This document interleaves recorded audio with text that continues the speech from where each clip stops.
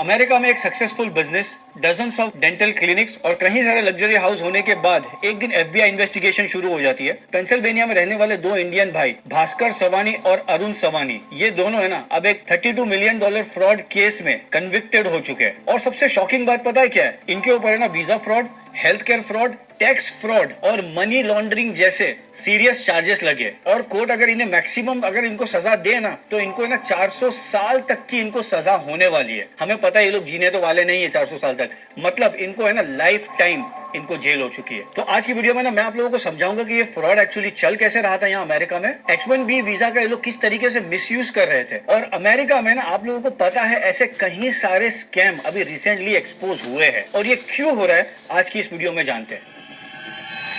सबसे पहले समझते हैं ये भास्कर सवानी और अरुण सवानी ये है कौन और ये लोग कहां से आते हैं। तो भास्कर सवानी जो है ना ये एक यहाँ पे लाइसेंस डेंटिस्ट थे और उनके जो भाई है ना अरुण सवानी वो कंपनी के फाइनेंस और प्रॉपर्टी होल्डिंग्स हैंडल करते थे। दोनों ने मिलकर ना एक बिजनेस नेटवर्क शुरू किया यहाँ पर जो सवानी ग्रुप के नाम से जाना जाता है। और ये नेटवर्क है ना पेंसिल्वेनिया, न्यू जर्सी, आयोवा और साउथ कैरोलिना जैसे स्टेट में कई सारे डेंटल क्लिनिक्स ये लोग ऑपरेट कर रहे थे। अब ऊपर से ना सब कुछ नॉर्मल लग रहा था, पेशेंट आ रहे हैं, क्लिनिक चल रहा है, इंश्योरेंस बिलिंग हो रही है। लेकिन इन्वेस्टिगेशन के बाद पता चला कि ये जो पूरा सिस्टम है ना ये फ्रॉड के नेटवर्क पर चल रहा था। अब सबसे पहला बात करते हैं हम लोग $32 मिलियन मेडिकेड फ्रॉड इन लोगों ने किया कैसे। कई सारे प्रोसिक्यूटर्स के अकॉर्डिंग सवानी ग्रुप ने मेडिकेड प्रोग्राम को फ्रॉडुलेंटली बिल किया। लेकिन अब यहाँ पे जानने वाली बात यह है कि मेडिकेड होता क्या है। ये ना यूएस गवर्नमेंट की तरफ से ना एक हेल्थ केयर प्रोग्राम होता है, जितने भी लो इनकम पेशेंट होते हैं ना उनको मेडिकल कवरेज देता है बेसिकली। तो इन्वेस्टिगेशन करने के बाद ये पता चलता है कई सारे फेक डेंटल ट्रीटमेंट है ना इसकी उन लोगों ने बिलिंग कर दी। कई सारे ट्रीटमेंट इन्होंने किया भी नहीं था, वो भी जो बिल है ना वो दूसरे कस्टमर्स के नाम पे इन लोगों ने क्लेम किया। आप लोगों को पता है कि अमेरिका में ना डेंटल इंश्योरेंस और डेंटल के जितने भी खर्चे आते हैं ना वो सबसे महंगे होते हैं। अगर आप लोग अमेरिका में एक दांत बनवाने जाओगे ना उतने ही पैसे में आपके इंडिया में आधे से ज्यादा दांत बन जाएंगे। तो आप लोग इमेजिन करो अगर ये लोग ने कोई ट्रीटमेंट किए भी नहीं है उसका भी अगर ये लोग इन लोगों ने क्लेम फाइल कर दिया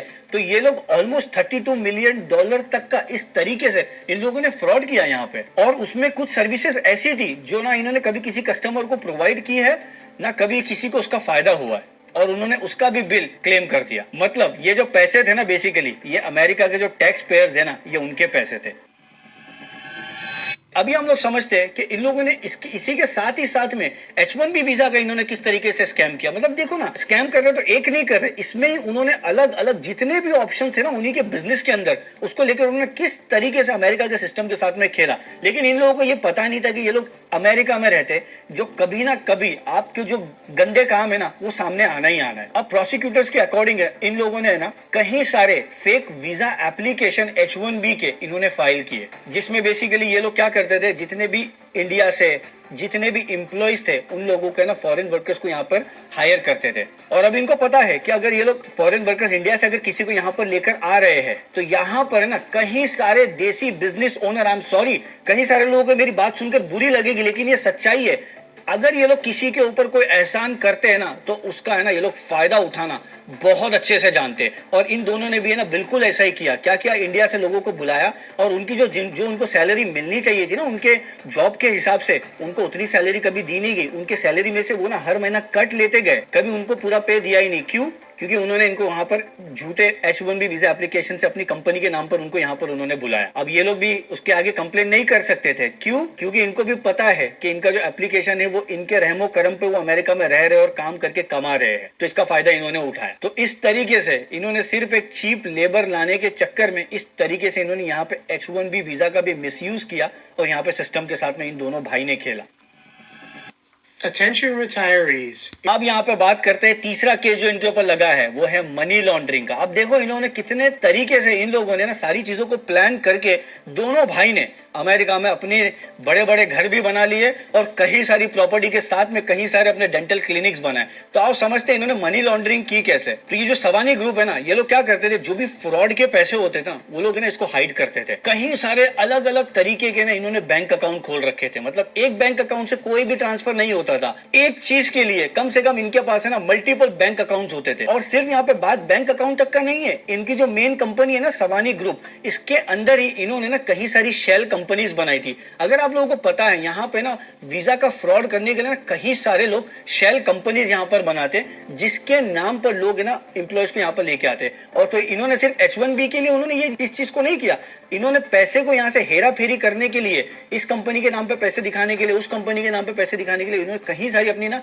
शेल कंपनीज इन्होंने यहाँ पर ओपन की। और इस तरीके से इन्होंने यहाँ पर ना मनी लॉन्ड्रिंग की जो स्कीम चलती है ना वो इन्होंने यहाँ पर चलाई। मतलब आप लोगों को पता है जैसे हवाला का पैसा वगैरह भी जो होता है ना, इन लोगों को ना ये लोग इतने स्मार्ट तरीके से इन्होंने ये सारी इसको एग्जीक्यूट किया ना कि कभी ये लोग को लगा कि कभी सिस्टम के सामने आएगा नहीं। लेकिन जब यहाँ पे इन्वेस्टिगेशन शुरू होती है, जब यहाँ पे ये लोग आपके बैकग्राउंड के ऊपर चले गए ना, तो फिर ये लोग हर एक चीज आपकी जो जन्म कुंडली है ना ये लोग वो तक का ये लोग निकाल देते। तो फिर इन्वेस्टिगेशन करने के बाद ये भी पता चलता है इनके जो पर्सनल एक्सपेंसेस होते थे ना, इनके जो खुद के खर्चे होते थे, ये इन्होंने क्या कर दिया, बिजनेस के नाम पे दिखा दिया। और यहाँ पे ऐसी गलती है ना कहीं सारे बिजनेस ओनर करते हैं टैक्स बचाने के लिए। अगर आप लोग ऐसा कर रहे हो 10 बार सोचो, ऑडिट एक ही बार होती है, ऑडिट बार बार नहीं होगी। और एक बार इन्वेस्टिगेशन हो गई और अगर आपका सामने आ गया ना तो फिर आपका पूरा करियर तबाह हो गया। तो इन्होंने क्या किया, अपने पर्सनल एक्सपेंसेस डाल दिए उन्होंने बिजनेस के ऊपर। क्यों? ताकि ये लोग टैक्स में गवर्नमेंट के साथ में फ्रॉड कर सके। और ये सारी चीजें ना ये लोग पिछले 10 साल से इन सारी चीजों को ऑपरेट कर रहे हैं यहाँ पे अमेरिका में। तो इसी महीने 2026 मार्च में ही इनको है ना जो फेडरल जूरी होते हैं ना उन्होंने भास्कर को और अरुण को, इन दोनों को गिल्टी करार दिए। और इनके ऊपर जो चार्जेस लगे है ना, सबसे पहला इनके ऊपर चार्जेस लगा है रैकेटरिंग कॉन्स्पिरेसी का, वीजा फ्रॉड का, हेल्थ केयर फ्रॉड का, मनी लॉन्ड्रिंग का और टैक्स फ्रॉड का। जो भास्कर सवानी है ना उनको 420 साल की जेल हुई है। अब वो जिंदा रहेंगे भी नहीं रहेंगे, नहीं रहेंगे। और जो अरुण सवानी है उनको 415 साल की जेल हुई है। और इनकी जो फाइनल सेंटेंसिंग होगी ना वो होगी जुलाई 2026 में, इसी साल में। और मैं आप लोगों को बता दूं इस तरीके के जो केस है ना, इस तरीके के जो फ्रॉड है वो अमेरिका में कई जगह पर अलग अलग तरीके से सामने आ रहे हैं। और उसमें सबसे पहले नाम किसका आ रहा है? इंडियंस का नाम आ रहा है। मैं थक गया हूँ, मुझे नहीं पता है कि क्या बोलना है, क्या समझाना है, क्योंकि कोई समझने वाला है नहीं। जिनके अंदर वो जो लालच पैदा हो गई ना वो लालच खत्म होने वाली है नहीं। और अगर वो लालच खत्म नहीं होगी तो फिर ये लोग जुर्माना भरेंगे। लेकिन ये लोग तो जुर्माना भरते ही है, लेकिन यहाँ पे जो शरीफ इंडियंस रहते हैं ना, जो अच्छे इंडियंस रहते हैं, जो मेहनत करते हैं, टाइम पे अपने टैक्स फाइल करते हैं, उनको भी फिर इसकी जवाबदारी देनी पड़ती है। उनको भी सारी दुनिया उसी नजर से देखती है। सवाल है मेरा ये क्यों? और इसी तरीके के केस है ना अभी रिसेंटली टेक्सास में भी है ना, एक हेल्थ केयर को लेकर एक डॉक्टर ने $325 मिलियन का यहाँ पर उन्होंने फ्रॉड किया, जो बाद में अरेस्ट भी हो गए थे। फिर बात करते हैं न्यूयॉर्क में एक इमिग्रेशन केस को लेकर एक बहुत बड़ा फ्रॉड हुआ था यहाँ पर, जहाँ पर एक यूएस इमिग्रेशन लॉयर ने कई सारे फेक असाइलम उन्होंने फाइल किया था, जिनकी इन्वेस्टिगेशन करने पर उनको भी पकड़ा गया। और सबसे बड़ा फ्रॉड जो अभी फिलहाल मार्केट में बहुत चल रहा है वो है H1B वीजा का फ्रॉड। जैसे कि सिलिकॉन वैली आप लोगों को पता है, कैलिफोर्निया में कई सारी टेक स्टाफिंग कंपनीज है, fake H1B job placement create कर रहे थे। और जितने भी काम करने वाले ना उन लोगों को अमेरिका लेकर आ रहे थे, लेकिन उन्होंने कभी उनको जॉब दिया ही नहीं। और इस तरीके के स्कैम में वो कई सारे पैसे उनसे लेते थे, मिलियंस ऑफ मिलियंस डॉलर्स उन्होंने यहाँ पर कमाई तरीके से। और ये जो भास्कर सवानी और अरुण सवानी की जो मैं आपको आज केस बता रहा हूँ ना, ये 9 तारीख को डिपार्टमेंट ऑफ जस्टिस अमेरिका के उनकी वेबसाइट पर इन दोनों के बारे में पब्लिश किया गया है कि ये दोनों गिल्टी फाइंड किए गए। अभी इनको 400 साल से ज्यादा तक की इनको जेल होने वाली है। आप लोग जाकर पूरा आर्टिकल पढ़ सकते हो, मैंने डिस्क्रिप्शन में उसकी लिंक डाला हूं, ताकि आप लोगों को पता चले ये सारी जो भी स्टोरीज मैं आपसे शेयर करता हूं ना, इस तरीके की हरकत यहाँ पर देसी लोग बैठकर कर रहे हैं। और सिर्फ देसी नहीं कर रहे, मैं एक चीज क्लियर कर दूं सभी के लिए, दूसरी कंट्री के लोग भी कर रहे हैं। मेरा सवाल यहाँ अपने देसी भाई बंधुओं से ये है कि आप लोग इन चक्करों में मत पड़ो। मैं आप लोगों से रिक्वेस्ट करता हूँ मत पड़ो, क्योंकि जो गलत करेगा वो सामने आएगा। और ये जो आज का जो केस है ना सवानी ब्रदर्स का, इससे हमें ना एक चीज तो सीखने के लिए मिलती है, अगर कोई सिस्टम का मिसयूज करता है ना यहाँ पे अमेरिका में, तो उसकी इन्वेस्टिगेशन भले ही कितनी कॉम्प्लेक्स हो, यहाँ के जो लॉ इन्फोर्समेंट है ना वो उसको एक्सपोज कर ही देते। आपका क्या ओपिनियन है कमेंट करके जरूर बताना। अगर आप लोग अमेरिका में रहते तो आप लोग मुझे प्लीज कमेंट करके बताएं आपने ऐसे कोई केस आपके सामने आए हैं या नहीं। तो इस वीडियो को इतना ही रख